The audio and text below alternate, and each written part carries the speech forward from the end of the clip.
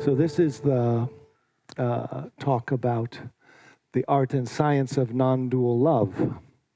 Yeah, so the tradition that I come from is called the human being lineage.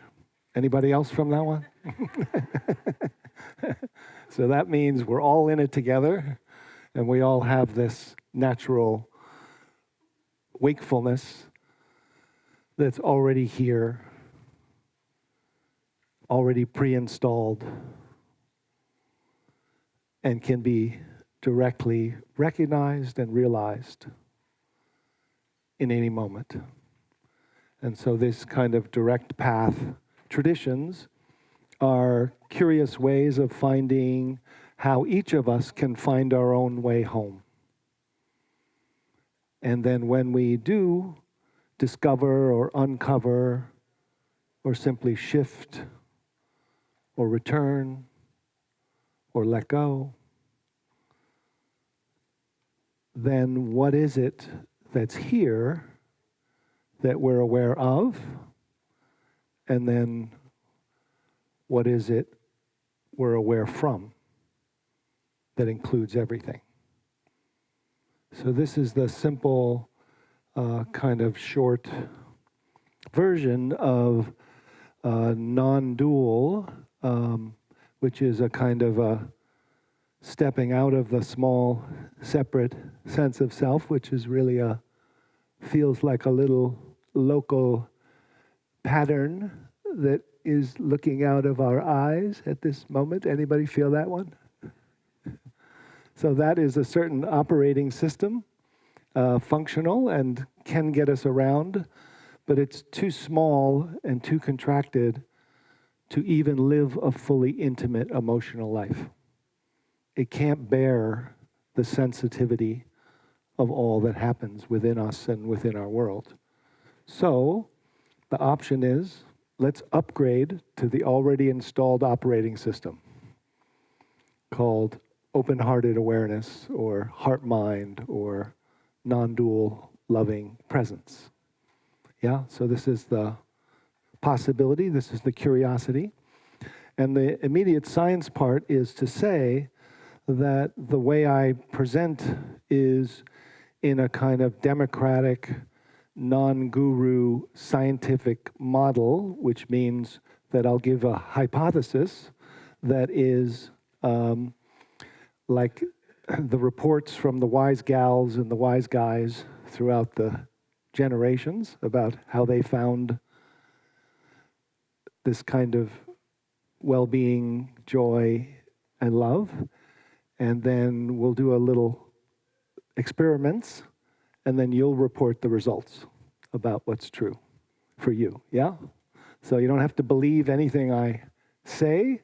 They're just premises, and then we'll try to taste for ourselves through different doorways. And some doorways are good for some people, and others, are not. And we'll try a couple different little ways of dropping, opening, and including. Yeah? So in some ways, it's kind of learning to navigate our own consciousness to find this boundless love that is embodied and interconnected.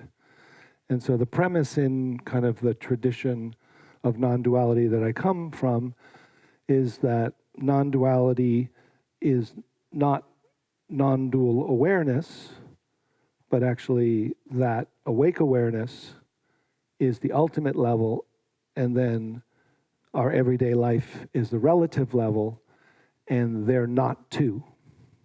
So it's really discovering this kind of shifting out of the conditioning into this sense of awake, open mind, open heart, and then from there, including everything, so that there's an embodied, interconnected field of location of where we're aware from, which includes all our ordinary consciousness. It's just that now we have this greater capacity, this greater dimension, subtler dimension, wider dimension, higher dimension, whichever one, deeper dimension. Yeah.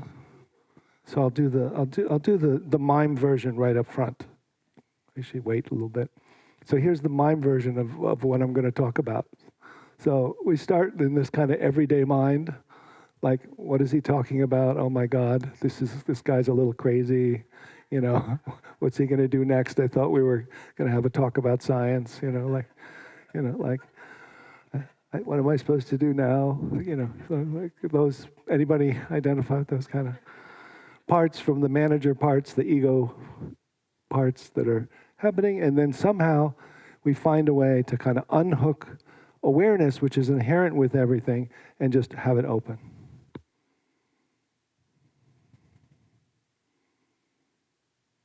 So we can be aware of the spacious awareness, discover that it's aware already by itself. Just simple and open. And then somehow be aware from it, so it's able to be non-local and also can focus, so that the awareness can kind of feel like it's aware from your jaw rather than your head, can know your throat directly from within your throat, as well as all around, and then feel as if your awareness drops into your heart space, so that you're aware of your heart space, and then aware from your heart space, from the boundless heart, through the eyes of the heart, with the support of awareness that has your back. It arises as this ocean of awareness that's kind of looking out of the eyes of your heart. Yeah, so just the dropping this way and then opening.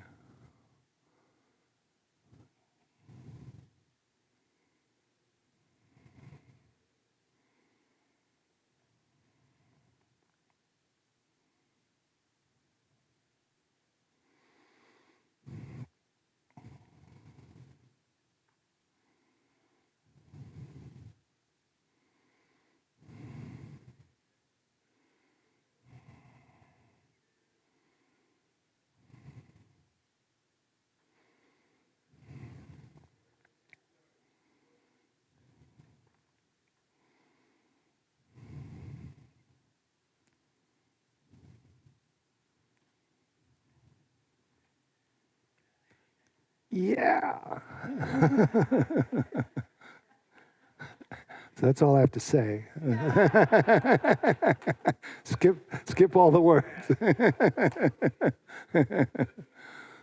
So how many people just through kind of awarenessing were able to feel their own shifting? Yeah? What would you say? Anybody want to? Yeah. Anybody want to say what that's like? What's to kind of... So in some ways, I'm leading it, and you're mirroring. We're using like mirror neurons, and we're using also just a pointing style to glimpse and navigate your own consciousness. And then you could do the same thing by yourself on your own. You don't need somebody to guide it. Once you feel how to unhook. And some people like going inside first, and some people like opening and coming back. People like to drop and then kind of go deep within. Then it'll open up. So any reports from that? Yeah. Here comes, yeah, and please wait for the mic. Yeah, for the last couple of years, I've been trying to move the focus of my attention from my mind to my heart, to use that terminology. And what I've been mostly trying to do is trying to get my mind to move it down to my heart. Yeah. And what I got from this is that the body already knows. Yes. Just told the mind to shut up. The body knows how to do it. That's it. Beautiful, yeah. So it's almost like intuitive or more felt sense. It's almost like if you were saying, okay, tell me, how do you balance on a bicycle? You know, like, oh, let me think about it. Ah. But it's like, oh, yeah. It's a knowing that's a not knowing. It's non-conceptual, but it's a not knowing that knows. So it's kind of happening implicitly once you feel how awareness moves from, and it's almost like an unlearning or an unknotting. So you're not creating anything, you're just relaxing or stepping out, or, you know, those words detach or disidentify. The awareness is just letting go or surrendering, but it's a literal felt sense. And then the key is you're not just leaving and then going into a meditation state of absence. The key here is that you're finding the operating system that's awareness-based, spacious, and then you're aware from there so that now you can learn to walk and talk from this new heart knowing. So then that's the awakening, is the living from this. It's not just a meditation to calm or de-stress. It's really to upgrade. And, you know, the amazing thing in these kind of direct practices is that it's the assumption is that everything, your whole system is naturally primed, and you almost have to let go of thinking about it to get to the wisdom mind. But then you want to bring the ordinary functioning online pretty quickly. So that's why it's a good way of doing it for those of us who live in the middle of everyday life rather than in a monastery or a cave, because it's this small glimpses many times during the day of just shifting, knowing, being, including, and then walk, talk, and then lose it, and then no big surprise, just re-recognize. And once you re-recognize, you kind of train to remain, and then you learn to return, and then you walk your talk, and then walk your dog. Yeah. And your memes are right on. So the invitation, once you drop into your body, yes, the movements that you make for me and how your movements are connected to your heart is an invitation to me to go there. Beautiful. To reach out and dance with you also. Yes.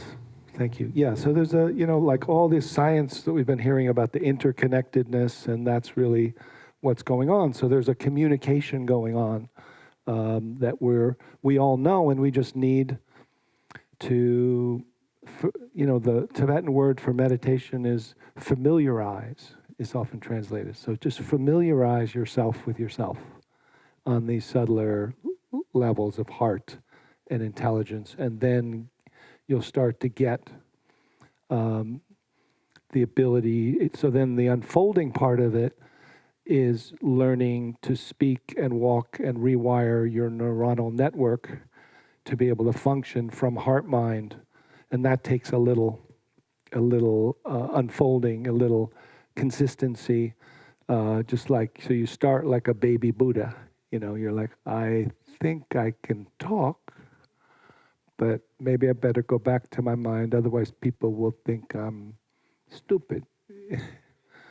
Or you can only sit on a couch so long, you're gonna start to talk. But it does happen quicker.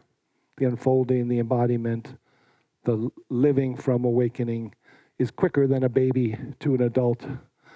But it takes a little trust, it takes a little courage, a little support of community, place to practice, kind of talking, walking, texting, not while driving, but so that you can get this felt sense, and then the literal ability to talk and live from life itself, from this natural new operating system that's not, I think, therefore I am. Yes. I would second the previous comment about your gestures as being very communicative. For me, the thing that's the most sort of communicative is your language. And the idea of unhooking local awareness has been particularly useful for me as a way of languaging the first step. That is such a crucial step. Thank you. Yeah, you're welcome. Thanks. So the two main direct practice methods, throughout wisdom traditions are what I call the resting method, which is just sit and do nothing, let everything arise. So the Zen saying, muddy water, let stand, becomes clear.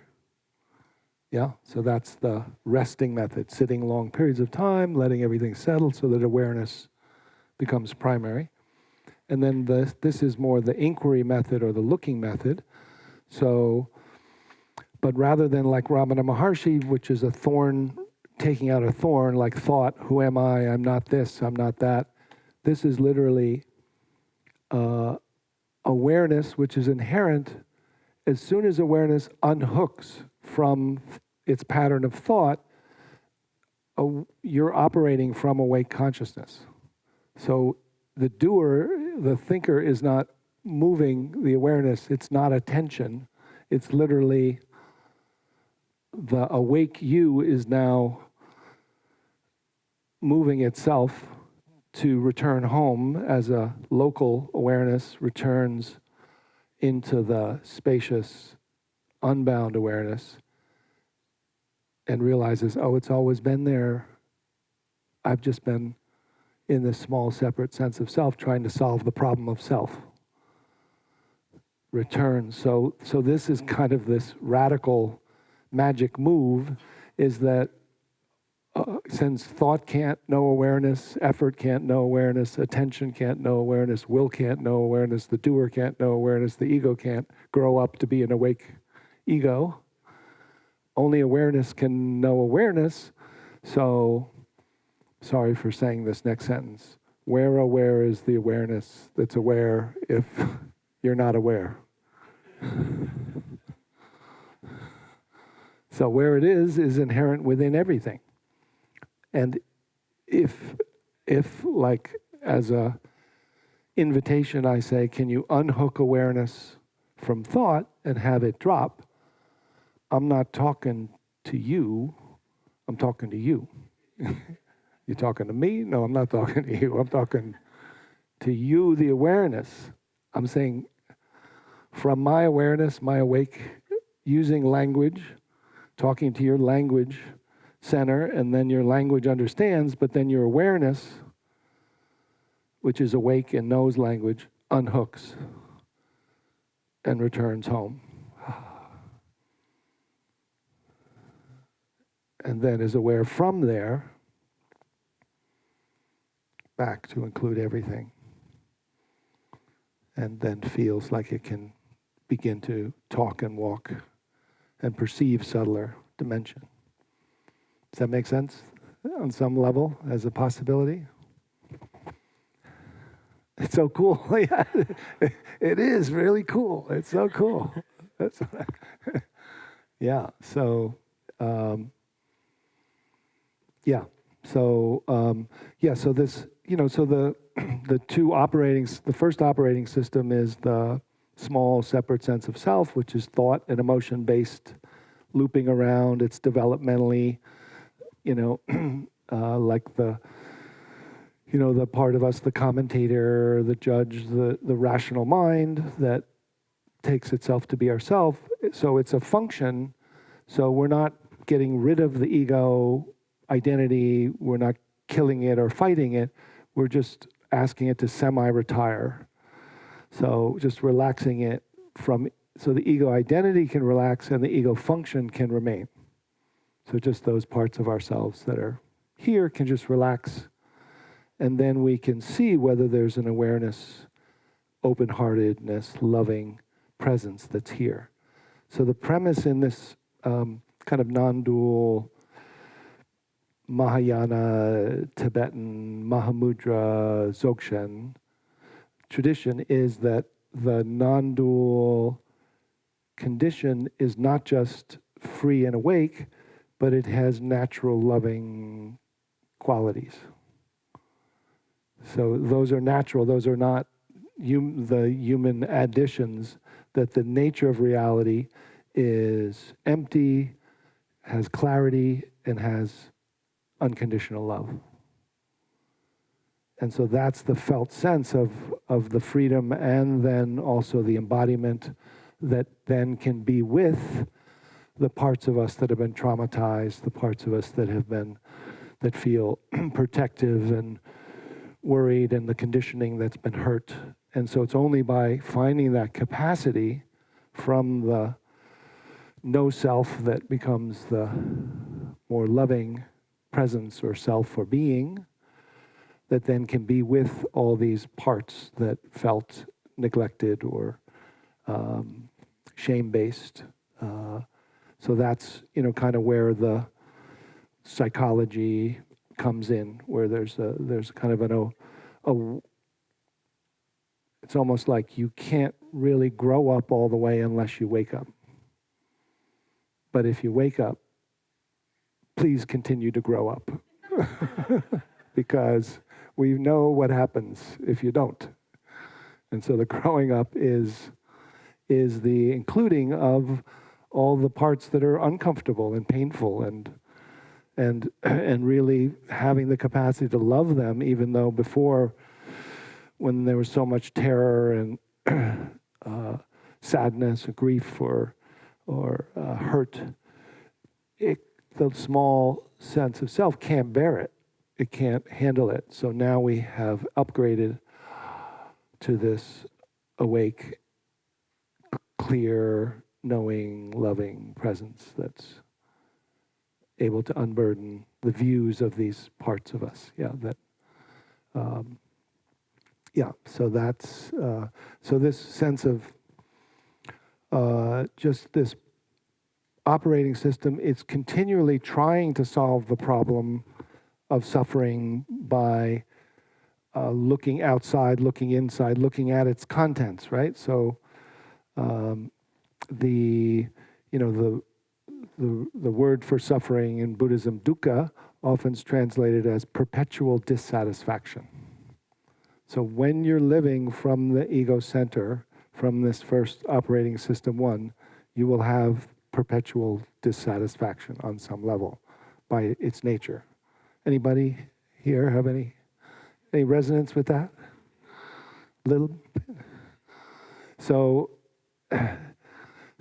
if that can relax, like ego relaxation, or just inquiring, if that problem solver can just relax, and we can notice what's here in a moment when that's not the view we're looking through, then we might be able to report kind of a direct recognition of who we are or different qualities that show up. So here's a simple inquiry that you can all do, is to understand this question with your mind, but then look with awareness. Let awareness drop and open. So what's here now when there's no problem to solve?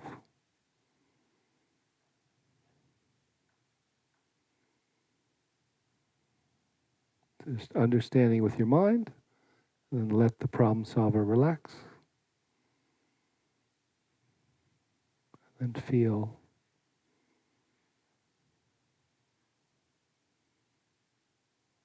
what's here, what's the dimensionality, where are you aware from? If you don't go to thought, don't go to sleep.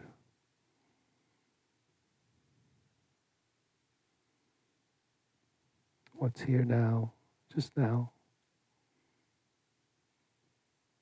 when there's no problem to solve.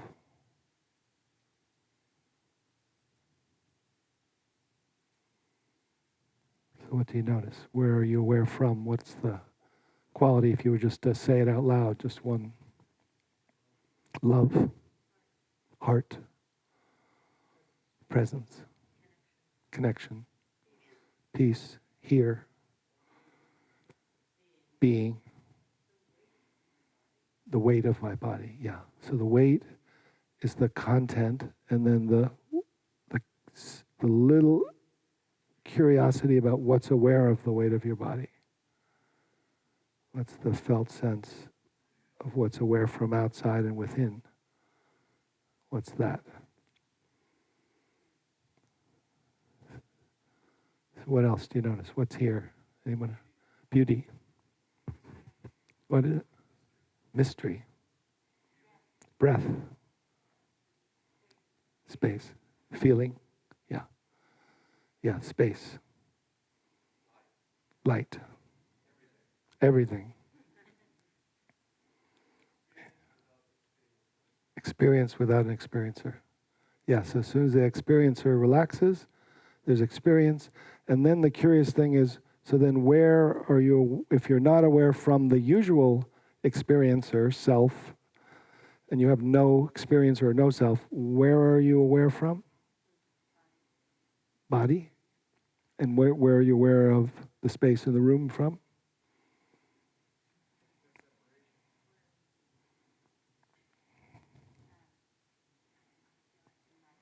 You feel your body within your body. Yeah, definitely feel your body from within your body. But where do you feel outside? Where do you feel the space from? Where you're aware from? Awareness, yeah. And where's that located? Yeah, something like everywhere, yeah? You get that feeling? Yeah, where are you aware from becomes a key question.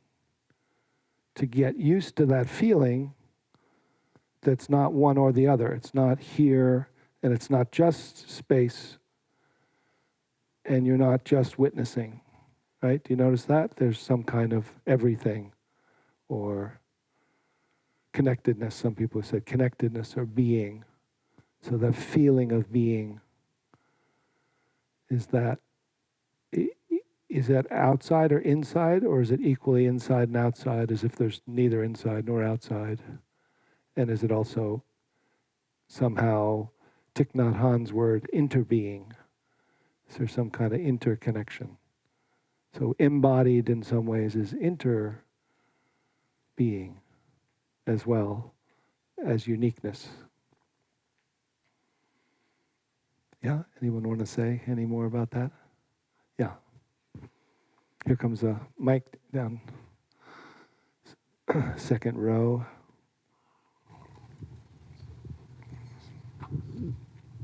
I would love if you could weigh in on this a little bit. There's so much discussion these days about trauma. Yes. And you beautifully put the practice of, sitting, long periods of sitting to allow everything to settle and clarify, wherein, ultimately awareness rests in itself, which is not an experience per se. And then there's the sort of staying tethered, in the additional operating system, which becomes very heart-centered. And so in my own experience of, long time sitting, is with trauma, is that when you create the spaciousness and the silence inside yourself, you can't help but notice where trauma is held. That's right. So the practice of actually sitting and remaining tethered allows us to, communicate with that trauma. Yeah. And so for me, it's sort of like a one-stop shop on therapy, wherein, the trauma arises. Now, when the trauma arises, you notice it, you feel it. Yeah. And it's that little barb on the end of the hook that presents as emotion that's attached to the data of the actual traumatizing event, correct? So the trick is that how does that barb get, filed down or unhooked so the hook can simply be pulled out? So, and this is a question actually. But the, and then there's the dynamic is when you recognize something, you objectify it. Yes. And then if there's that additional layer of recognition so that you not only see the object, but you see that you're seeing the object, that disenfranchises that object and its power over you, particularly in the case of negative trauma, right? So the thing is that there's all of these therapies for trauma that deal with it from a number of different directions. And am I just kidding myself to think that sitting and allowing all of this, anything to arise, And when it arises, what happens to it? well, when it comes to the light of day, Yeah, and and you then- recognize it, Yeah. and then I see that I recognize it, Yeah. and it dissipates. And it dissipates, yeah. And I can no longer feel it. And so after a while, after, 47 years Yeah. of sitting, I'm just like, where's my fucking trauma, man? Right. I just not, And so when you walk around, everybody else has Yeah. trauma, where's mine, Where's my collective maybe trauma? right there. Am I going to sit here and weep? I'll weep forever if I sit around and think about the extinction Yeah, of species. I mean, and when you're walking around, you don't get triggered into anything when you walk around the daily life. Daily. So, Yeah. again, So let on me- a daily let me basis, answer- when you sit, yeah. The sitting meditation Yeah. becomes a daily clearinghouse, And- so that each one yeah. of those things arises in consciousness. Yeah. You become aware of it, and if it's not immediately extinguished, at least you know what to do about it, so you set a course of action. So you come out with a laundry list. Yeah. So my experience is that there's, when you do kind of sitting and looking at contents of consciousness and meditation, that you can break them into parts, and it's almost like using a microscope. They can dissolve. But when you get up off the cushion, they tend to show up in terms of parts that sit in the seat of the self. They get triggered and they reform into patterns. And dealing with them in everyday life, you almost, with eyes open, you need to deal with them almost more as the pattern they show up as. And they often use the word I. Like, I don't like that, or I hate that, or I'm, that's upsetting me. And that, to find them, and it's harder to make them dissolve in the daily life, and to treat them as just a story or a belief doesn't seem to do it. It's almost like you have to treat them the way they show up as themselves, and find this loving presence that can be with however they're showing up when you get triggered. So let me just go on, because we just don't have that much time. So I wanted to just do one more little practice, yeah? So this is called returning the eyes to their natural condition.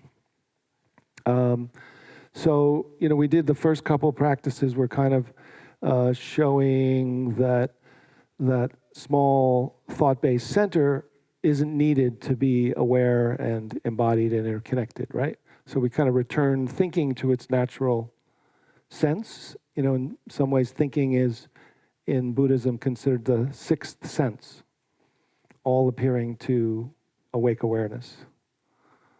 So we're just returning that, as not denigrating it, but returning it to this more open intelligence. And then in terms of hearing, usually is a little more perceived in the natural way in awake consciousness and ordinary. So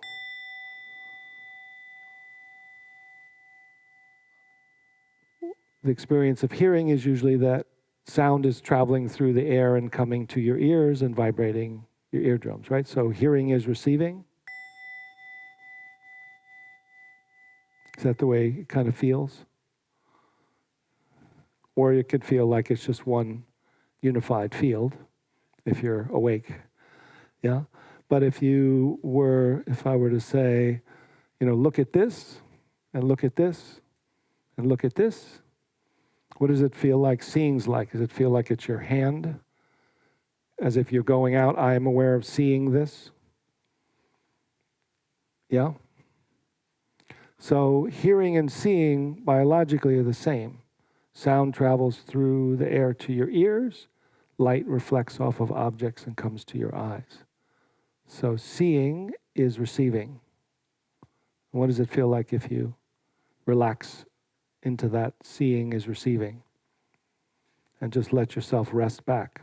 And then if you were to even if attention continued to go forward, what does it feel like if you let awareness rest back to the space between you and this object? Let awareness rest back to the space between your eyes. Let awareness rest back to the space between your ears. Let awareness rest back behind you as far as it needs to go until it discovers an awareness that's already aware.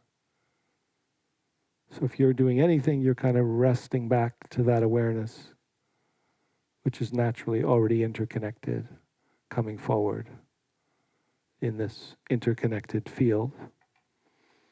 And then just feeling almost like your eyes are kind of not pinpointed, but open like this. That your awareness is dropped from thinking to seeing, and then to hearing, and then to all your senses, and to this open field, which is aware of all your senses. And then just gently, with your eyes not moving, but just opening your awareness up to the side, so it feels like your peripheral vision's opening, but your awareness is just opening itself so that you have this open view. You can breathe and smile, and then let awareness, when it comes to the side, just open, let go of seeing, and become aware of the space in which sound is coming, going on the side, and then feeling the awareness. Somehow, awareness feels the awareness behind your back. So you have this open view, and just open as far as you need to go beyond thought, sensation, feeling, and discover an awareness that's already aware. Above you, below you, behind you, within you.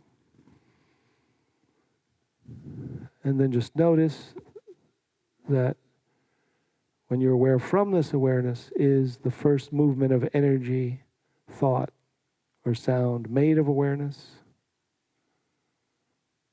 And feel this dynamic field of interconnectedness so that you're aware from this open field back to this feeling of spacious and pervasive, interconnected, embodied, but open-hearted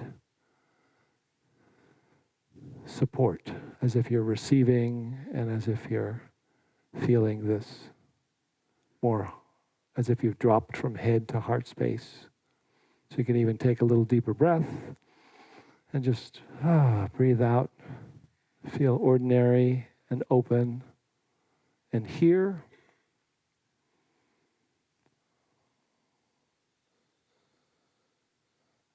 it's feeling more open-hearted with your eyes open.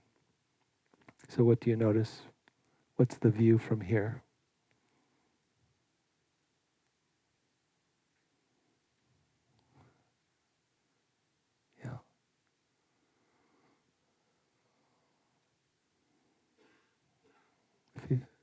Yeah, open awareness. Yeah, feel open and embodied. You feel interconnected as well as here. So with your eyes open, you can feel that you're feeling, your being. You don't have to have eyes closed or be in a state. So from here you can begin to walk and talk and feel like you're not spaced out or blissed in, but almost like a natural evenness or interconnected love. So love is in some ways this kind of discovered as this boundless, going from bound to boundless to interconnected. And it can start very subtle. Anybody feeling a certain kind of unconditional love or connection? Yeah. You feel the barbs, yeah. Yeah. Yes. Yeah. Yeah. Sure. And are you aware from a kind of a different dimension of them? Or did you kind of come back to the whole field? So the sense is from this open, welcoming presence, you can be with even more clearly and closely the barbs or the parts of you that have been hidden or repressed in a more clear but loving way, so they have more space and they're less taking you over. Takes longer. Yeah. Yeah. That's how it happens. Yeah. No. Sure. Yep.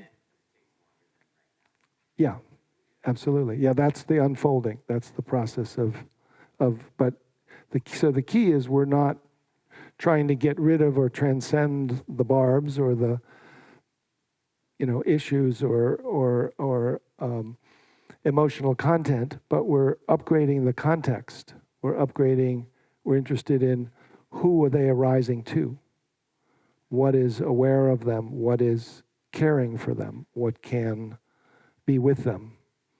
And that's really the shift to this loving presence that then has an opportunity to include everything.